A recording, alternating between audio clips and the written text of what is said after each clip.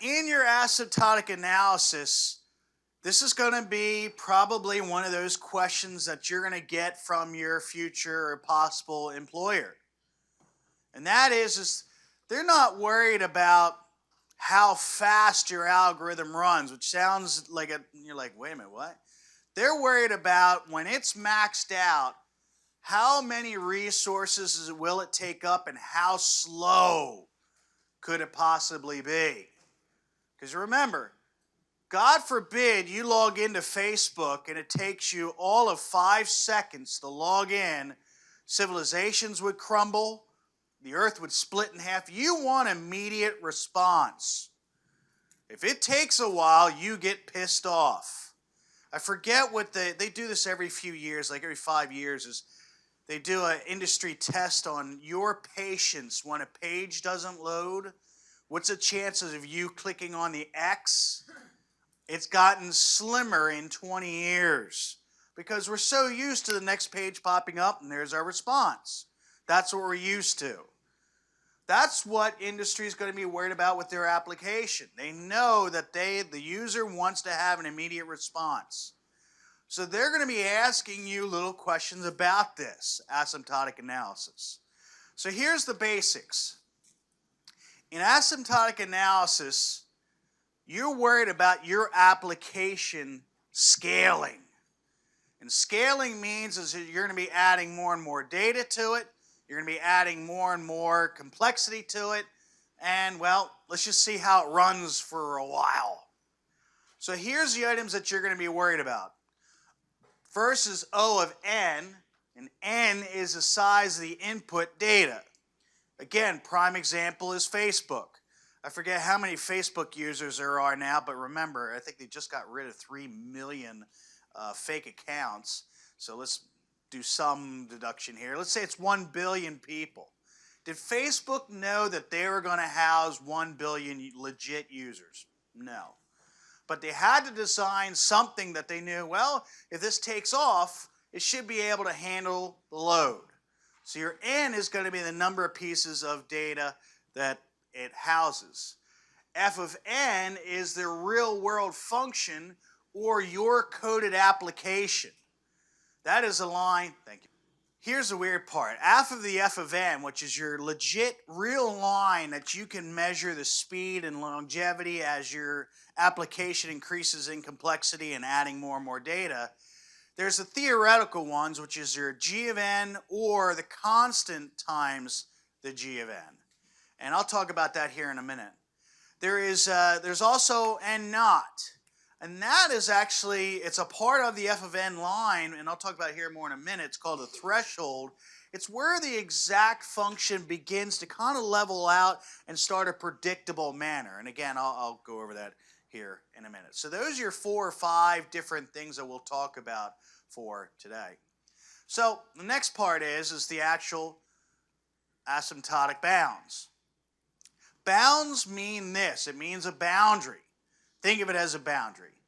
You're basically going to tell your bosses, hey, it's not going to get any worse than this. You know, and sadly as engineers, we kind of always think that way, don't we? Okay, it's not going to get any worse than this. It's not, I've never heard anybody say, hey, it's not going to get any better than this. That doesn't sound right, you know? So, that's going to be your common framework or boundary is basically you're going to say, hey, it's not going to get any worse than this, and that's good news in many applications. Tightly bound means that it's very close to your f of n, so that's a pretty good predictor of what could happen in your application. There are 3 types of bounds. There's big O, which we'll talk about the most. Big O, and I'll show you here in a second, is literally a theoretical line that's just above our real live function line. There's theta and then omega, which again I'll show you here in a moment. So here's the big one, and that's big O. In this example of big O, what you're trying to do is you're trying to predict a line or a speed to say, hey, it's not going to get any worse than this. It should perform better than this, and that's good news. So if you look at the picture there, you see the kind of the f of n there. It's got a little squiggly bloop, and then it kind of levels out after that. We'll talk about that here in a second. But you notice your c of gn line. Big O means that we're predicting a line that should be reasonably tightly bound to it. That's going to be the above board line. It's physically above our f of n line. Now here's the bad news. There's a bunch of set of lines that can be above that line. You think of n squared. I'll show you a whole bunch of them here in a minute. N squared, n cubed, a lot of ugly ones. We want the one that frankly is the closest to our application's real live application of running, because frankly we get to brag a little more. I forget, this was 20 years ago. I had a colleague that was able to solve Rubik's Cube, but his algorithm was n to the 12th power. Okay, it took a really long time to solve something, but he was proud that he got it done. But that's a really short speed. Now some of you crazy smart people in here, if you did it n squared or n cubed, which is better, n squared or n to the 12th? Which is going to be faster? N squared. Okay, so that's the, again, the n to the 12th was the big O of it, so it didn't get any worse than that. But still, if you have one that performs much better, you want to be closer to your f of n more than anything else. So again, if you just look at that picture, your big O is you're going to predict a line that's going to be just a little bit higher than the actual run of your function. That's it. Now, we get to, oops, too far. Big omega, it's just the opposite. Meaning, hey, it's probably not gonna run any better than this. Now again, who would ever say that? You know, I don't know why. But it is mathematically feasible. So again, look at the lines that they're switched. Is that basically you're predicting, hey, it's not gonna go any faster than this. It'll be a little bit slower, so that f of n line is above our guesstimated constant times g of m. And then there is big theta. And this one's a little more interesting. This one basically tries to predict what's going to be maximum-wise and minimum-wise when it comes to the runtime of your function. So again, I'm really going to focus on the big O, but at least wanted to show you what those lines look like. All right. The formal definition of big O is what I was just telling you about. Is that if you notice that f of n line there, that orange one that goes straight through, that's, I believe, is just n, yeah. So that is our real life application running. But here's the bad part. The other three lines that you see there, which is one is n squared, n cubed, and n to the 10th, all of those are big O of f of n. Because remember, big O says, hey, it's not going to get any worse than this. Our line is going to be below this. So all of that is true, but which one are you going to brag to your employers about? Is n 10th, n to 3rd, or n to 2nd? You're going to try to get it as mostly tightly bound as possible, which in this case would be n squared. So I get some really, on the midterm, especially midterm number 1, I'll give a very simple equation and say, okay, what is the big O of this equation? And I'll get somebody that really won't answer the question, but they know, hey, if I give him an extremely ugly line that's n to the, I got 1 to n to the 1,000th and 1th power last semester. It's kind of funny, okay?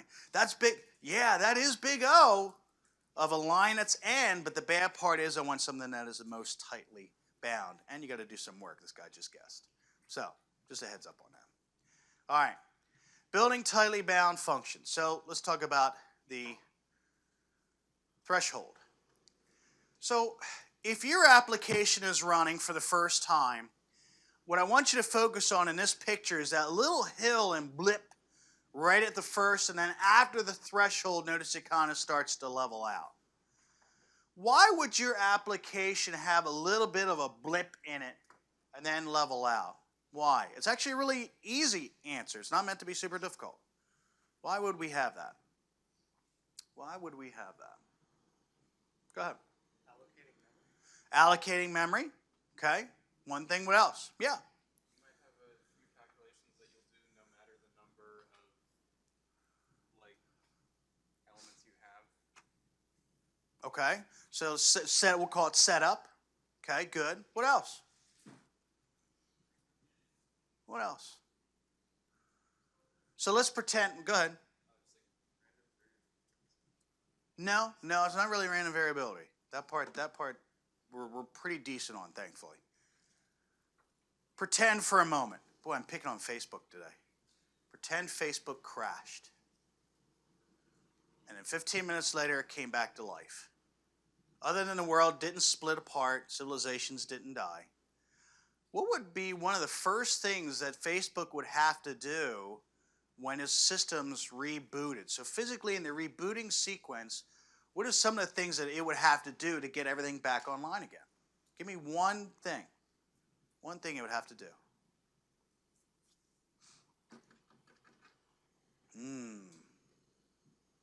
So you guys haven't had experience with it. That's okay. Yeah, that's good. Put all the accounts in memory. Yeah. We're going to put all the accounts in memory again. All of the, well, not really all the accounts, but those that are most used will be put back onto the server. So that means it's going to pull from a database. Gee, is everything that you put on Facebook in a database? Yes. Everything you put on Facebook is in a database. Do they back up that database? Yes. Because if they have something like this and the server does drop out, they need to load it back up again for legitimate reasons. So that blip that you see right there is file loading. Like in your project that you're working on, Project Zero. There's going to be a lot of work at first from just loading from the file. And then pretend we subtracted one item from the truck and then added another item. Do you need to reload the whole entire file again? The answer is no. So notice that first part is just getting things set up. After that, then it starts to smooth out because you just don't have as many operations, or maybe it's an update operation, but it's not a total load operation. Everybody okay with that idea? Everybody all right with that? Okay. Now, so that is N naught. Determining big O, the big picture. You know what, I'm going to skip that because I really honestly have talked about it, but let's go to this. So we're going to do a little bit of work finally. And one of the ways to solve for big O is called the simplify fraction method. And it relies on one big feature. And again, this is about big O. I would have to do it slightly different if we did big omega. But to solve for all of this, we use the premise of that equation that you see right in the middle. Is that whatever we want the f of n to be smaller than the solved big O, or g of n, of that. So it can be larger than f of n. Okay, it can be larger. So what we're going to do is we're going to choose our threshold to be 1. It's just the simplest way of doing that, and most of the time it ends up pretty decent. Now, 1 meaning our first piece of data. Then we're going to solve for that constant c that you saw before. And I put its with an apostrophe. I need to change that. C to its own using the definition of big O, which is below. And then once we have n is greater than 1, since it's important because that implies that, well, frankly, stuff that you're used to. 1 is going to be less than or equal to n is less than n squared is less than n cubed, and then et cetera, et cetera. So how does this look like? So here's what it's going to look like. So proving big O, example number 1. So the question is going to be is show f of n equals n squared, you can read the rest of that, is O of n squared. Now some of you are going to look at me and say, well, wait a minute, if we're trying to see that it's n squared, it's going to equal, because we have an n squared at our, right at our first term there, n squared plus, it's going to be equal, and that's fine. Remember, big O means equal to or greater. So be careful. So we're okay there. So we go ahead and choose n not to equal 1. And then assuming n is greater than 1, which it always will be because data is going to be greater than 1. There's not negative data. We're going to go ahead and put it into that equation that we have there. F of n is over g of n. So we have n squared plus 2n plus 1 plus 1. and then over n squared. So give me a second, I'm going to draw on the board here as soon as I find a pen. So this right here came from there, and this came from here. So nothing came from God. It's all right there, right in front of you. Okay? Now, after that's said, let me clear this real quick. Here's the interesting part about this, and this is using our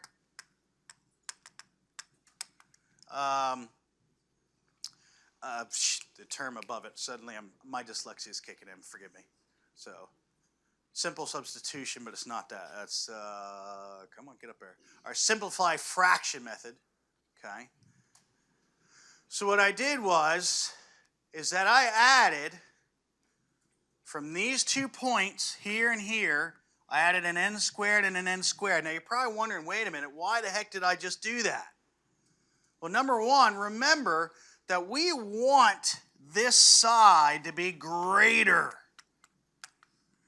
So is it okay for me to add more to it? The answer is yes. I want it to be greater anyway. And here's the other reason why.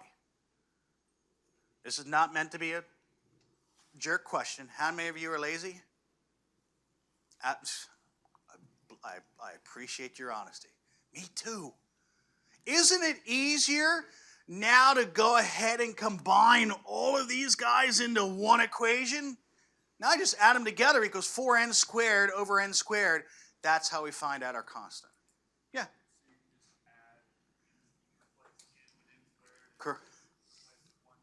Yeah, you're trying to give common terms just so you can add it. And again, you're adding to a side that you want to make greater anyway. So you're not really hurting it. Here's the other thing. Out of all three of those terms, and I go over it here in a moment, out of all three of those terms of n squared, n, and n plus 1, which one eventually is going to cost us the most? N squared, n, or plus 1? N squared. So, n squared's already got us screwed. Okay? Might as well add a little more to it, huh? Doesn't make that much difference. Everybody get me? Okay? So, and again, the only thing we're really after so far is just getting the darn constant, which is 4. Now we can solve for it real simply because I can get rid of the n squares, and there's our constant. That's simple. So, so C is 4, and then I scrolled down there, but how, and I just kind of showed you all that. Okay, so that's part 1. Let's see here. All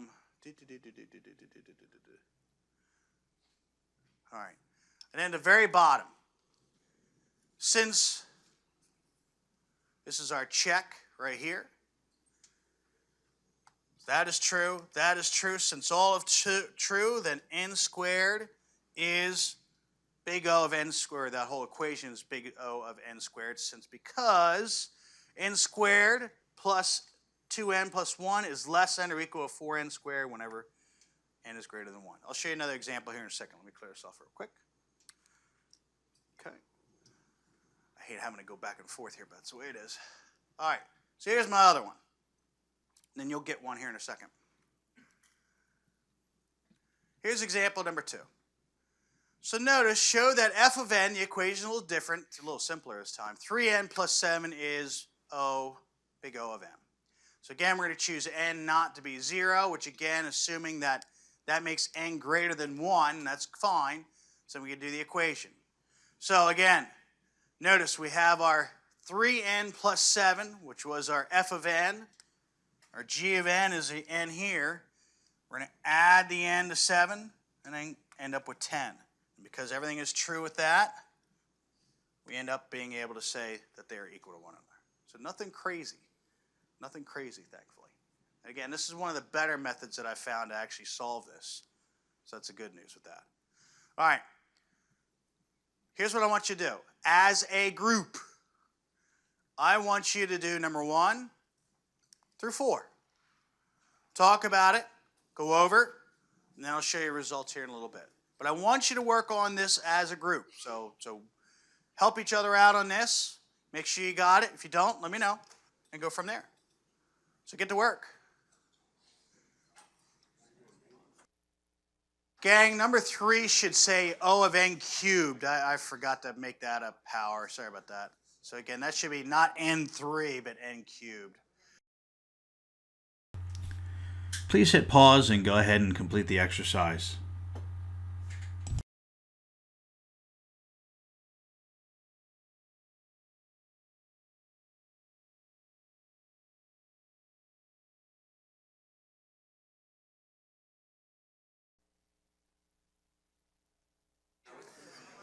All right. So listen carefully, gang. There's going to be, and suddenly I hit puberty. In this class, I give you a lot of problems to work on, which, number 1, breaks the monotony. Number 2, gets you some hands-on experience. And number 3, a lot of these are going to be exactly what it looks like on your exams. Your exams are no surprise. Normally, engineers don't like surprises unless it's good. Okay? When you have to be an adult, there's not a lot of great surprises. But anyway, so don't become an adult. So, my 4th part is that I usually give you answers and solutions to everything. Because of this. Let's pretend you only got number 1 and number 2 done. Fine. And here he is, Lupoli's trying to move on. I am, because we got a lot of stuff to cover. I usually provide solutions at the end of the set of notes. So if you don't get to something, don't fret. I have solutions. Go over it. See what you get done. Or if you didn't get it done here in class, go home and this is your study time. Yes, I know you're supposed to study.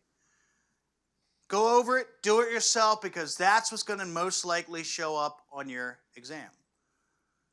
For your exams, I actually tell you what's going to be on it. I'm literally brutally honest. I don't give you the problem, but I can tell you right now you're going to have one of those for your exam. I tell you. And I still have people that don't do well. So even though I'm moving on and maybe you did not get everything done, the solutions are all there, usually in the back of the notes. So let me go over number 1 and number 2, and then we'll move on from there. So number 1, okay, what was C? And I know a lot of you are going to say, oh, it's constant. That's true. But what does constant mean? I don't think we got into that. So what if our function is going to have a pretty predictable path? How does C become involved in our guessing of how fast it's going to be? How does C come into play?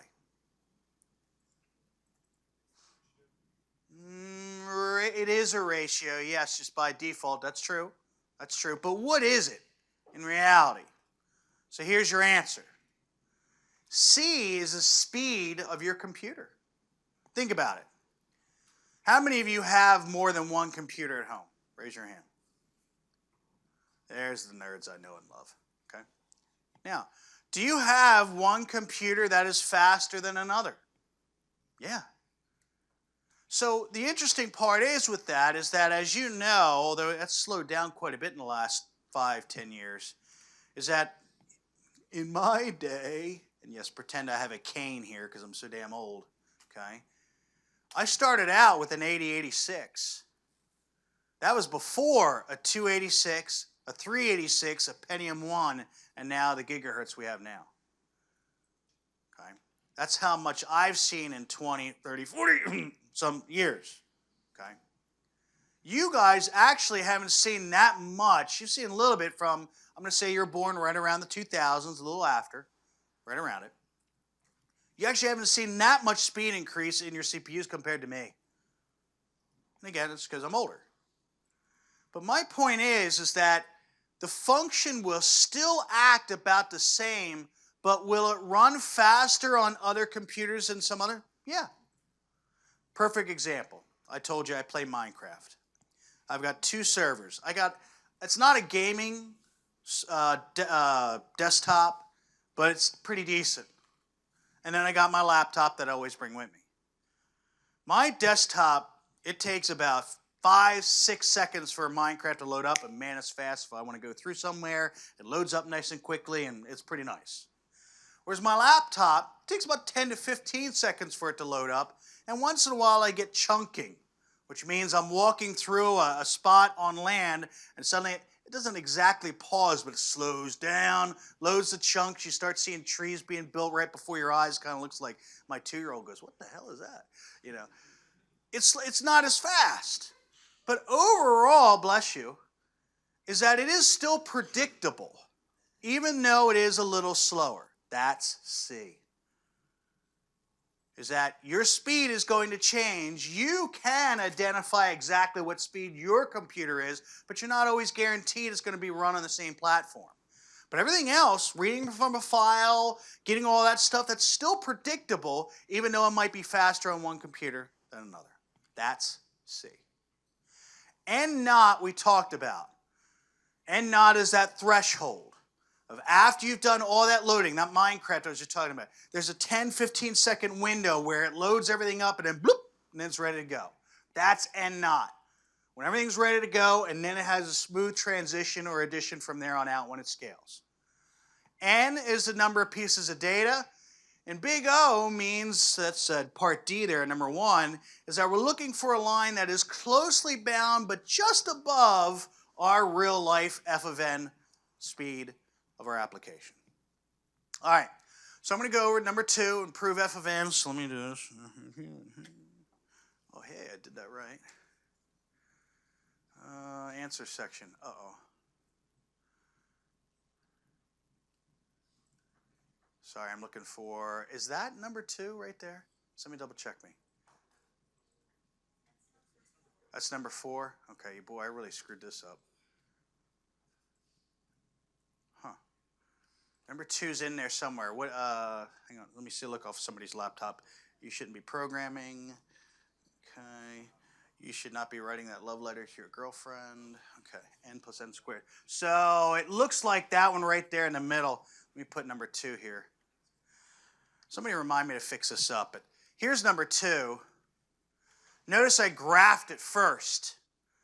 Most of you are visual people. Knowing that if your function is going to be n, you know it's basically going to be a flat line. But then n cubed, you know, is going to increase pretty quickly. So you know already just by the visual, visual parts of your brain that O of n cubed is going to be greater. But notice there's a threshold. Notice at one time, one little time, right here. Well, I'll try to do it with the arrow here. See right there? There is a little section where it's not exactly right, and then the threshold from there on out. Welcome to exactly what you just did. That's where the threshold is, your constant you still solved for, and then to prove that it was right, we went from there. And there is the rest of the equation to solve for. Constant should have been C, and your n should have been 1. Okay? Everybody okay with that?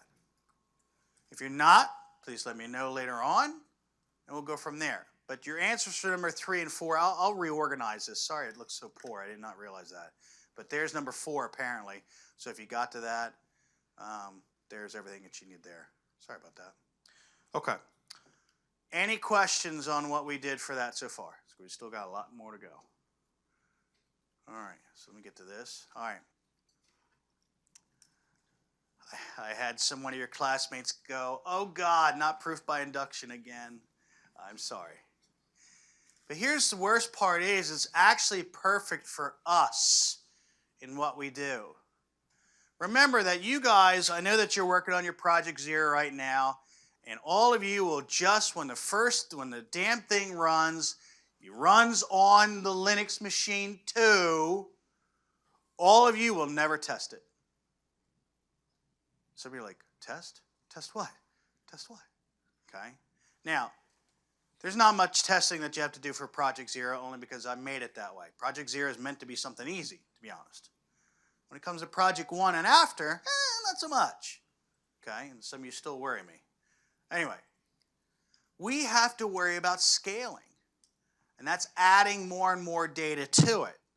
So when we're doing proof by induction, all we're basically saying is, hey, it worked for this spot. What if I add one more? Will that equation still work? What if I add one more? There's your n plus 1. And if it's been a while since you've done proof by induction, I'll show it all here in a minute. But that's why we're going to be doing proof by induction, because we're going to say, hey, if the big O worked here, what's the possibilities that it works just one more after that? It's an n plus 1, and that is proof by induction. It's just a check to see if further down the line these equations are still compatible. All right, here's where we need to switch things up. So now it says, like it says, now go to math review notes. So if you would, in eCampus there, go ahead and switch over.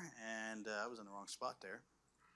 Under your course documents, today's stuff, which is Asymptotic Analysis, and you should see Professor L's notes. Oops, get over there. And you should see math review notes. Go ahead and click on that for me, please. Now, here's what I got to switch up a little bit of gears. And the reason is because not every function that you get is going to be nice, cute, simple, sweet, and that's about it. You might have to do some other things to reduce it to make it solvable. So that's why this is called a review, because honestly, there's nothing new in here that you haven't had already in math. So that's the good news. No, there's no calculus in here. There's no differential equations or anything else like that, thank God. It's just a little bit of, well, manipulation with trigonometry, summations, and a couple other things that we have here. Exponents.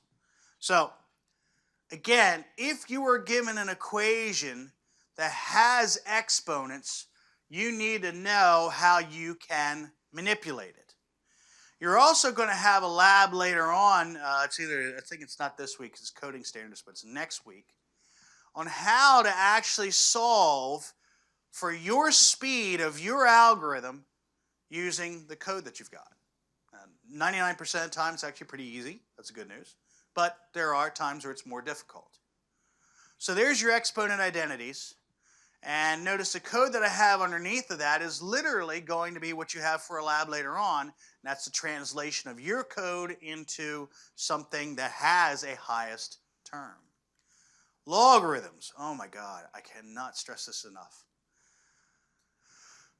You guys are used to a base 10 and 2 system. Base 10 is our number system, 0 through 9. Then it increments the next 10, and that's still 10, 11, 12. It's still decimal, sorry, it still has digits of 0 through 9. You and I are also used to a base 2 system only because we're computer scientists. We're used to binary. We've seen binary. If you ask the average person on the street somewhere in Houston or Austin, they may not know exactly what binary is. You and I do. So we're used to it. That's a base 2 system where it's literally 2 options, 0 and 1. Now, I'm so damn old that I actually was taught another base system. And that was base 8. Here's why.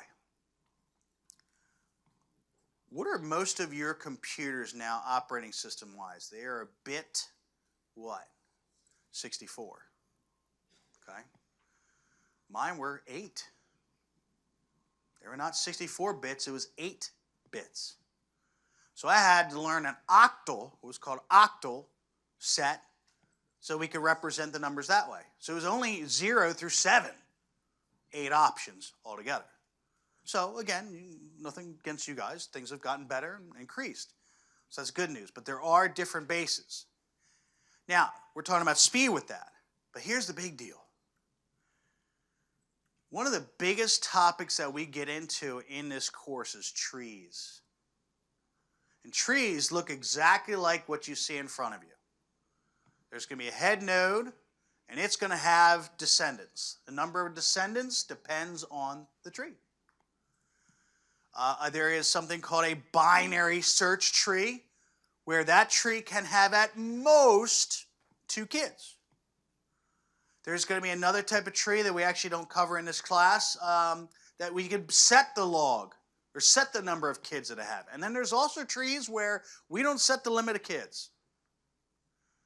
but that's what it looks like. The neat part about this is that this is the first time you actually probably have a log in your memory this time that you'll actually use. Instead of just doing log plus log as in a mathematical equation, this time you'll actually use it. Logs are our friends when it comes to data structures. The more I'm able to split something up with an organization to it, the easier it is for me to find something. That's really honest to God truth. And binary search trees is what we'll start off with first, and that'll be log-based too. So that's how logs work out in data structures. Summations. I'm hoping that you remember summations from maybe some of your calculus stuff, but that's just literally adding things together in a simple equation. So there's going to be some instructors in 121 that use summations for a lot of stuff that I do. I do a little bit, try to make it easier on you guys than to me. I think they try to show off sometimes, but I try to break it down into the equation that you're going to need. You guys use summations every day when it comes to a for loop. Think about it. Does a for loop repeat? Yes. Does a for loop have a starting value? Yes. Does it have an ending value? Yes. Do you have work in between that needs to get done? Yes. That, if you can believe it, is a summation. That's exactly what a summation is. Start, end, work in between. That's exactly what a summation is. So you will actually convert your for loops into summations that will help you solve exactly the speed of your code. So here's one of the, oops, too far. One of the interesting things about summations is that we can actually break it up as well. So you'll notice that I can, if you're given that equation of summation of 1 to 100, you're going to do the 4 plus 3 to the I 100 times. You could break it up into simpler features. Thankfully, with the addition, you break up, and then if you have any constant, you pull those in front as well. So just a heads up, because you're going to get a simple equation to solve and go from there. Just here in a minute. All right. Mathematical series, the same idea. If you have something that just keeps adding, like doing a sum, that's it's still a summation, but it's exact formulation of it, so nothing crazy about that. You also have some other ones where it can break down into something a little easier. How many of you would rather do that equation for a summation, which is n times n plus 1 over 2, or do it the hard way and write it all out? Again, how many of you are lazy? And all of you are very, very honest. Absolutely, every one of us. Okay? So if we get an easier way of doing it, we'll do it. That's fine. That's exactly, that doesn't bother me one bit. All right. And then geometric series where it increases each time. God forbid. This is not what you want your program to do, by the way. Okay, because that's exponentially increasing. So you want to try to stay away from that, unless it's a Rubik's Cube thing. Okay, because otherwise it takes longer. All right. So there's some other ones that you have. If you notice that your program ends up in a certain formula, we can get away with doing a very simple formula instead of doing all the hard work, but it doesn't always happen that way. All right.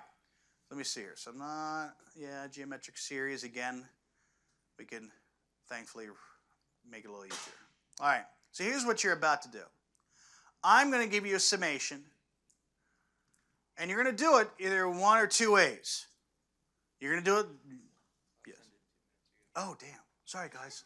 My bad. Thank you. Get out. All right. Sorry. Thank you. My bad. My bad. Thank you. Thank you. All right. So we'll end here. And then we'll start back up on Friday. Sorry about that. Thank you.